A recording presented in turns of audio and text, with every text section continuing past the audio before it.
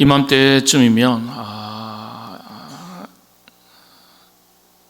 제게 항상 떠오르는 바나나에 얽힌 추억 하나가 있습니다. 초등학교 1학년 시절 소풍 때의 이야기입니다. 당시 소풍 모습이 이렇습니다. 시골 야산, 산등성이, 아니면 내과 게을러 가는 것이 고작이었죠. 그래도 아주 신바람이 났습니다. 전날부터 가슴이 막 뛰는 거예요. 내일 절대 비 오면 안 된다. 기도도 했어요. 여러분도 그런 추억이 있으신지 모르겠습니다. 김밥 도시락에 추억의 땅콩 캐러멜 사탕 한 봉지. 기억나시죠? 이거 아시는 분들은 연식이 좀 되신 분들이에요. 사이다 한 병, 삶은 계란 한두 알. 과자 종류도 별로 없었던 시절에 이름도 기억도 희미한 과자 한 봉지. 여기에 사과 한두 개면요, 이 정도면 꽤나 넉넉한 편이었습니다.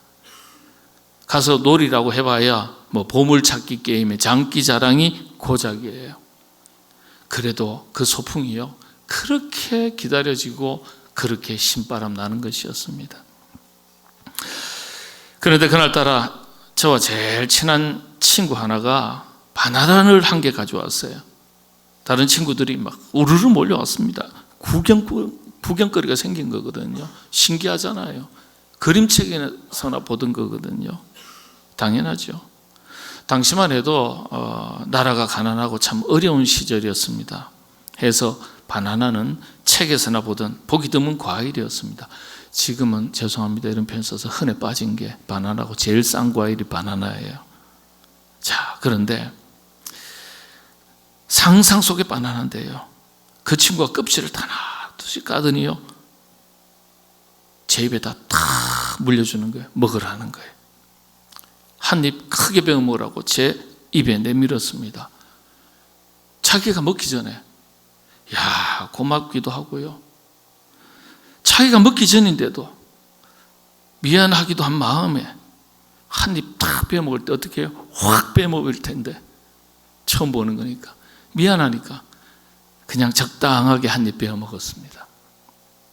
저와 바나나의 첫 만남이었습니다. 그리고는 50여 년의 세월이 지났습니다. 그런데 긴 세월이 지난 지금까지도 그때 그 장면이 눈에 생생합니다. 그러자 다른 친구들이요, 막 다들 나도 하면서 덤벼드는 거예요. 이 친구는 안 된다고 말하면서 몸을 돌리고 거절하죠. 친구들이 포기하지 않고 사이다, 과자 이런 걸 갖다 주면서 한 입하고 바꿔 먹자고 막 그런 거예요. 아우성이에요. 이 친구가 다 거절합니다. 달려드는 친구들이라 할지라도 그렇게 다 내어주지 않았습니다. 그런데 저에게만 그렇게 아무렇지도 않게 자기도 먹기 전인데 제게 먼저 탁 내어준 거예요. 그때는 몰랐는데요, 세월이 지나가면 지나갈수록 그때 저에게 크게 베어 먹으라고 바나나를 내준 그 친구가 생각이 납니다. 생각하면 생각할수록 고마운 마음이 들어요. 그런데 참 그 고마운 친구가 얼마 지나지 않아서 미국으로 이민을 가게 되었습니다. 플로리다로 이민을 간다는 말을 했지만은 미국이 어디에 붙어 있는지도 어떤 나라인지도 잘 모르는 제가 플로리다를 어떻게 알겠습니까? 그런데 플로리다로 간다는 그 말을 50여 년이 지난 지금까지도 잊지 않고 기억하고 있습니다. 지금도 그때 그 소풍 가서 바나나를 기꺼이 내어주던 그 친구의 모습이 너무나 선명합니다. 지금이라도 만나면 당장 알아볼 수 있을 것 같습니다. 그런데 남겨진 사진이 하나도 없습니다.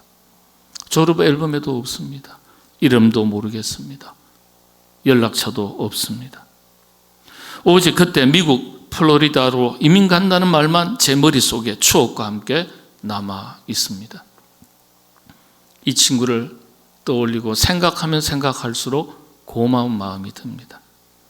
바나나 한 입 얻어먹은 것이 아니에요. 친구의 따뜻한 마음을 받은 것입니다. 사랑을 받았던 것이 고마운 겁니다. 지금도 혼자 생각할 때마다, 이 생각이 날 때마다 미국 가면 어떻게 수소문해서라도 한번 찾아볼 수 있을까? 혹 만나게 되면 아주 근사한 곳에 데려가서 선물과 함께 식사 한번 제대로 한번 대접하고 싶습니다. 이게 진정한 제 마음입니다. 받은 마음, 받은 사랑, 받은 호의에 대한 감사한 마음을, 제 마음을 전하고 싶은 거예요. 많은 것을 받은 것이 아니에요. 작은 것 하나지만은 그 속에 마음이 담겼고 사랑이 담겼기 때문에 기억나고 고마운 것이죠. 여러분, 배은망덕이 따로 있는 것이 아니죠. 받은 사랑과 호의를 잊고 사는 것이 배은망덕 아니겠습니까? 50여 년의 세월이 훌쩍 흘렀습니다. 받은 사랑의 고마운 마음을 전달할 길이 없습니다. 감사한 마음을 마음에만 담아두니까 아쉬울 따름입니다. 성 어거스틴의 이야기처럼 표현되지 않는 사랑은 더 이상 사랑이 아니다, 이렇게 말했죠. 고마운 제 마음을 저도 그 친구에게 꼭 표현하고 싶지만은 길이 없습니다. 그래서 참 아쉬울 따름입니다. 말씀을 좀 바꿔서 여러분들에게 질문을 드립니다. 제가 50여 년이 흘렀어도 이 추억을 잊지 못하는 이유가 무엇이겠습니까? 난생 처음 보는, 노래하면서 사과보다도 더 맛있다는 말만 들었던 그 신기한 바나나를 먹게 되어서 그럴까요? 아닙니다. 그 바나나를 나에게 기꺼이 내어준 다른 친구들은 사이다며 과자며 이것저것 들고 와서 바꿔 먹자고 해도 다 거절했어도 그 친구는 저에게 아무것도 받지 않고 자기가 먹기 전에 저에게 먼저 건네주면서 크게 한번 베어 먹으라고 권했던 그 친구의 마음을 잊지 못하기 때문입니다. 사랑을 받았기 때문이죠. 아무 대가 없이 내어준 그 친구의 마음이, 사랑이 고마워서 아직도 기억하고 있는 것입니다. 정말 만나면 큰 곳에 데려가서 그때 일들을 말하고 선물과 함께 식사 대접을 하고 싶습니다. 감사한 마음을 그렇게 갚고 싶은 겁니다. 여러분, 신앙생활이 이와 같지 않겠습니까? 받은 하나님의 은혜가 참으로 많습니다. 그 은혜를 모르고 감사를 모르면 배은망덕이에요. 배은망덕 신앙이 따로 있는 게 아니지 않습니까? 한 해 이제 절반을 마치는 마지막 주일이죠. 한 해의 절반입니다. 이 한 해의 절반 동안 받았던 은혜들이 얼마나 많겠습니까? 그 돌아보면서 감사하는 마음으로 다음 주는 맥주 감사주일, 이 맥주 감사주일을 여러분들 맞이하시게 되기를 바랍니다. 맥주절은요, 이스라엘 3대 절기 중에 하나입니다. 칠칠절이라 그러기도 하고 오순절이라 그러기도 하고 초막절이라고도 그렇게 부릅니다. 성경의 절기죠. 부활절이 매년 음력에 따라서 조금씩 달라지듯이 맥주절도 역시 5, 6월경에 해당합니다. 이맘때쯤이에요. 그래서 한국 교회는요, 7월 첫 주일을 맥주 감사주일로 지킵니다. 여러분, 맥주 감사주일, 맥주절은 아주 성경적인 추수 감사주일입니다. 구약 시대로부터 지금까지 지켜졌으니까요. 가을에 우리가 일반적으로 드리는, 가을에 드리는 추수 감사주일은요, 청교도들이 정한 감사주일입니다. 물론 자연의 절기에 따라서 추수 시점이 다 다르기 때문에 그렇게 6월경에 성경의 지리적 환경을 보면은 6월이 추수 감사주일이죠. 엄격하게 성경의 기준을 따르면 맥주 감사주일이 더 성경적인 추수 감사 절기에 해당하지만 우리의 자연의 절기로 본다면 가을이 적절하죠. 그런데 비단 맥주 절기만 감사주일이 아닙니다. 성경을 보면 하나님께서 이스라엘 백성들을 광야로 이끌어내신 다음에 구약에 여러 가지 제사법을 가르쳐 주시는데 그 핵심이 레위기죠. 그 레위기에 기록된 제사법 5대 제사가 있습니다.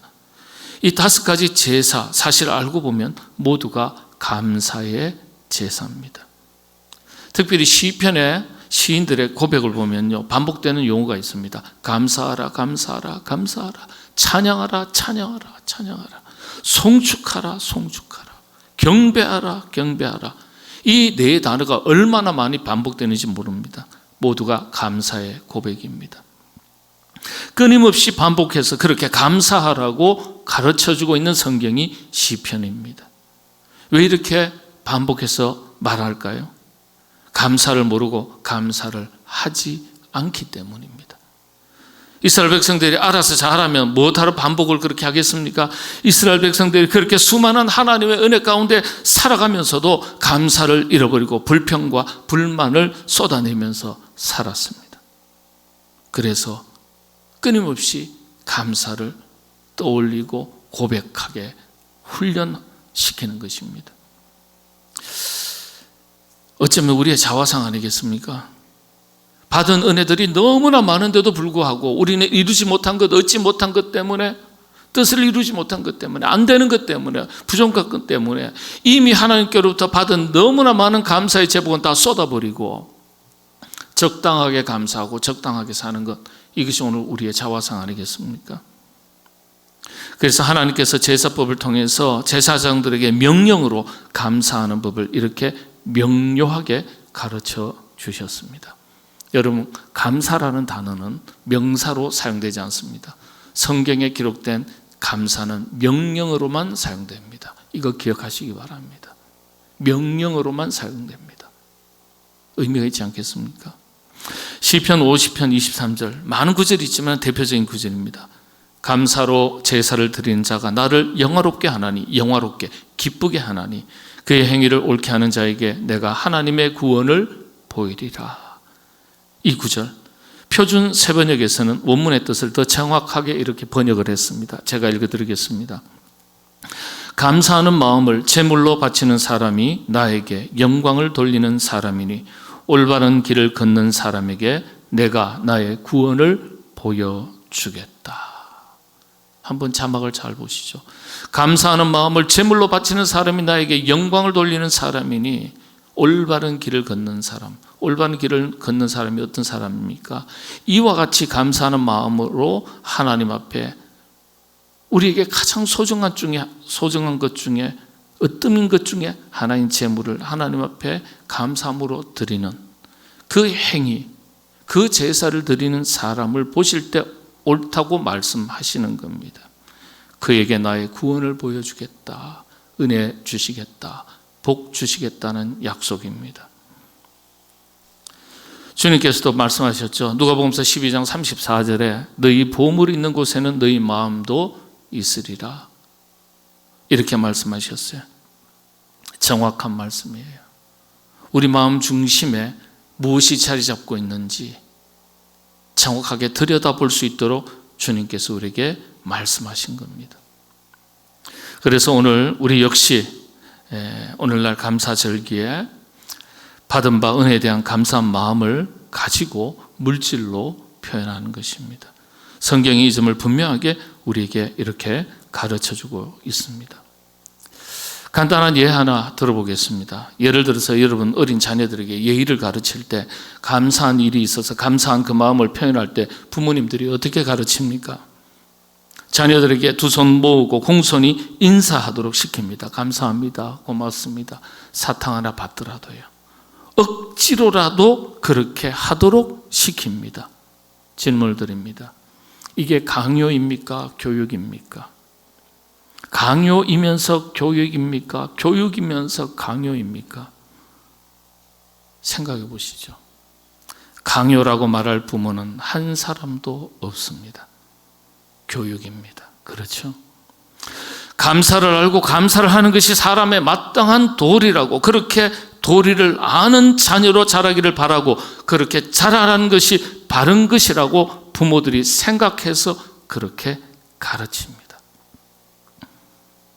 참 신기한 건요, 교회에서 감사를 강조하거나 성경 말씀대로 감사를 가르치면 강요라고 생각하는 이들이 있어요.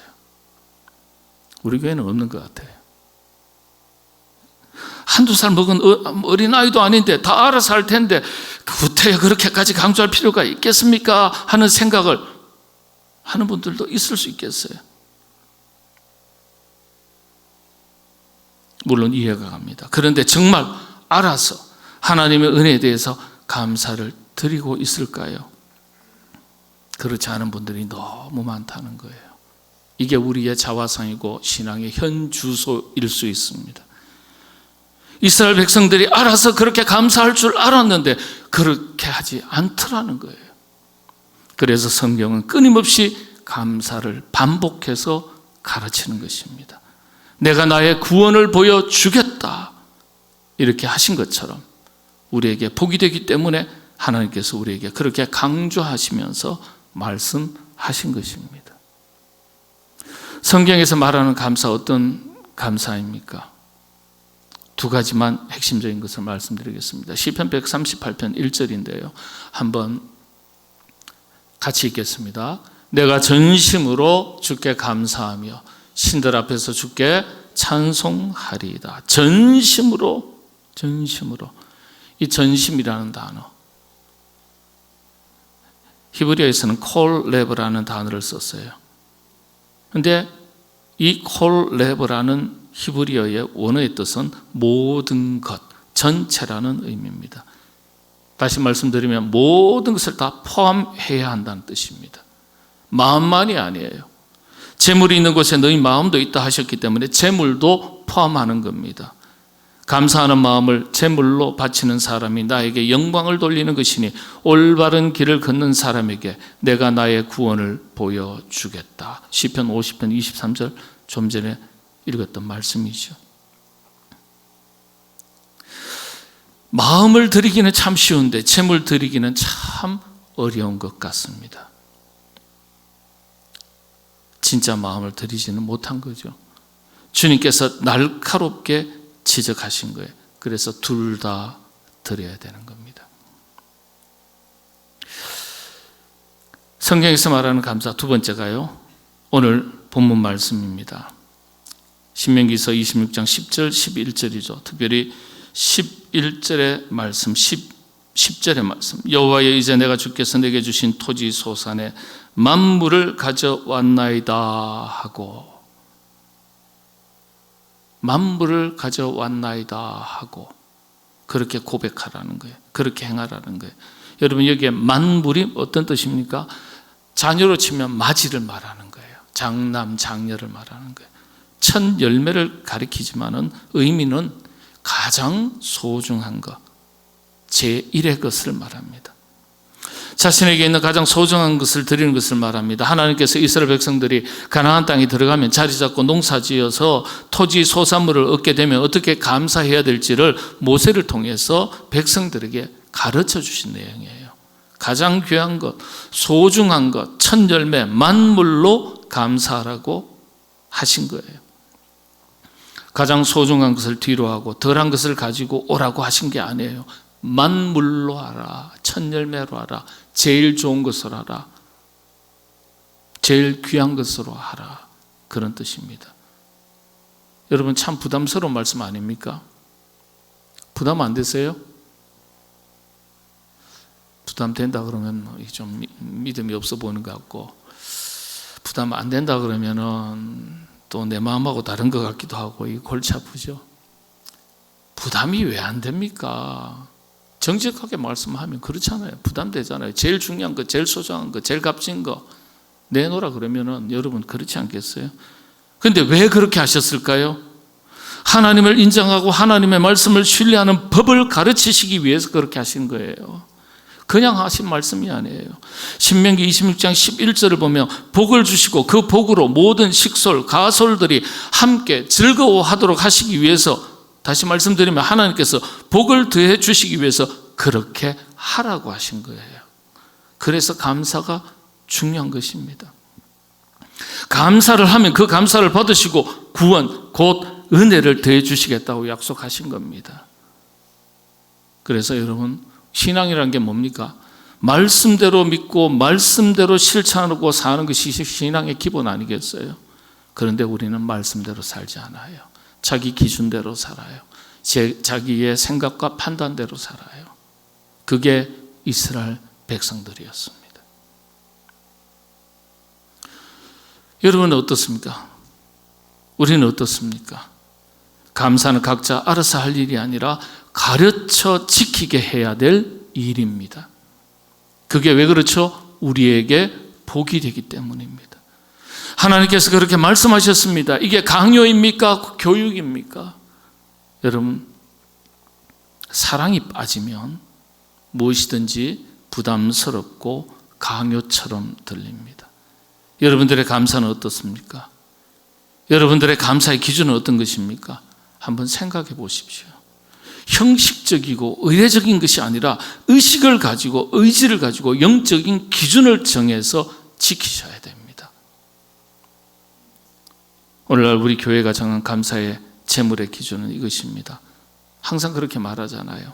사람보다 하나님을 더 높여야 하지 않겠는가? 맞죠? 사람이 우상이 될 수는 없잖아요. 하나님이 참 구주여 참 신이신데 사람보다 하나님을 높이셔야 됩니다. 하나님보다 사람을 높이면 그게 우상 아니겠습니까? 한 해의 절반의 세월을 돌아보시면서 여러분들 만나신 많은 사람들 중에서 사람 대접한 것을 돌아보시고 그보다는 하나님께 더 감사하시게 되기를 바랍니다.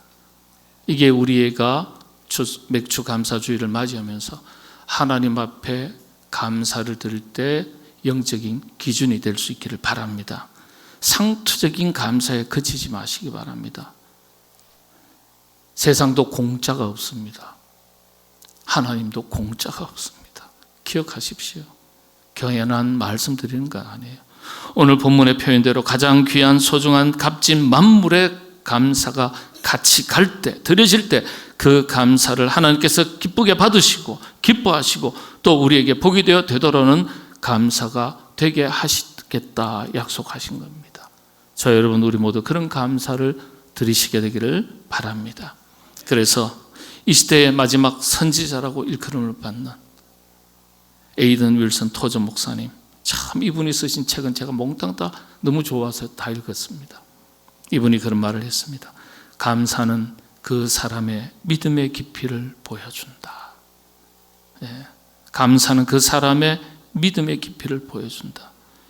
여러분의 감사가 그렇게 깊이 있는 감사가 되시기를 바랍니다.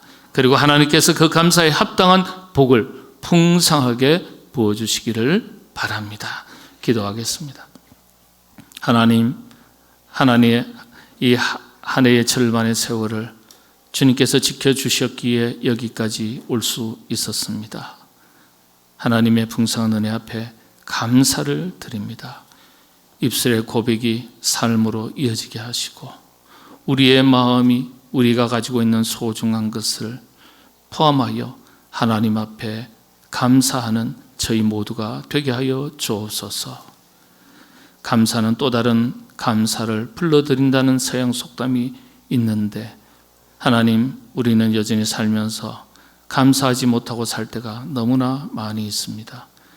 하나님의 약속하신 복이 있는 줄로 믿고 일러주신 말씀을 기억하고 하나님 언제나 감사하며 살아나가는 우리 모두가 되게 하여 주시옵소서. 예수님의 이름으로 감사하고 기도합나이다. 아멘.